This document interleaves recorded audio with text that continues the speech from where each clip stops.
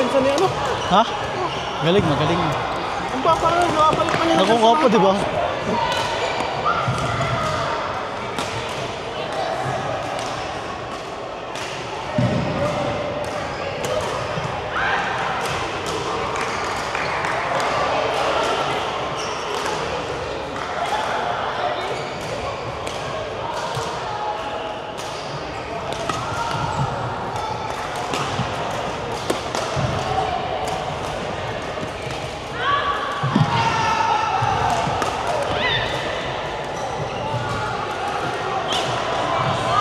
Be, bakan mo.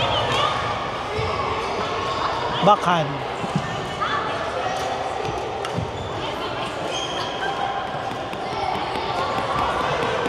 Sila mang.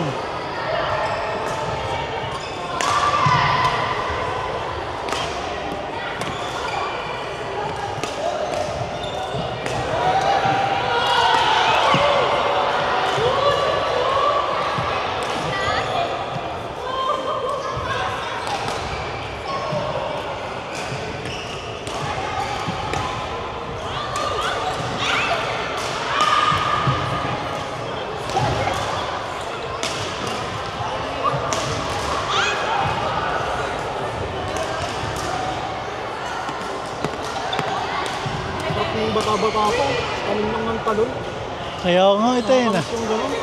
Ito yun, nararamdaman ko na rin ngayon. Napakabilis ko ng hapuin. Ngayon? Oo. Wala kang chapter, di ba? Wala pa. Ang laki ng binigat ko eh. Dati, ang normal ko lang, ano eh, mga 64, 65. Yung average mo. 70 ako ngayon. 70 ka na? Lalo naman to, dati, ano lang, siguro na nasa Dubai kami, baka mga mataba na siya ng 63. Eh ngayon, 70 plus na siya. Ang hirap pag nag-aaral talaga eh. Yun ang kano niya pag nag-aaral. Kasi ano oras mo na consume mo na eh. Kasi stress ka pa. Eh sarap-sarap kumain. Yun pa. Saan nakadara doon pa din? Yun pa rin.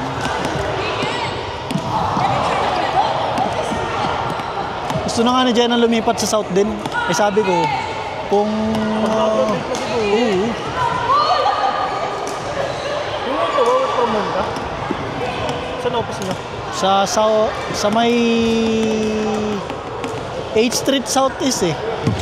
Ay, SM na rin pala.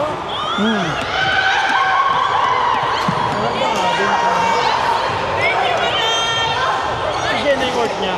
Sa downtown naman. Ang kinaganda lang kasi sa Southeast, yung 302, diretso downtown yun eh. Sa Davao, ang baba.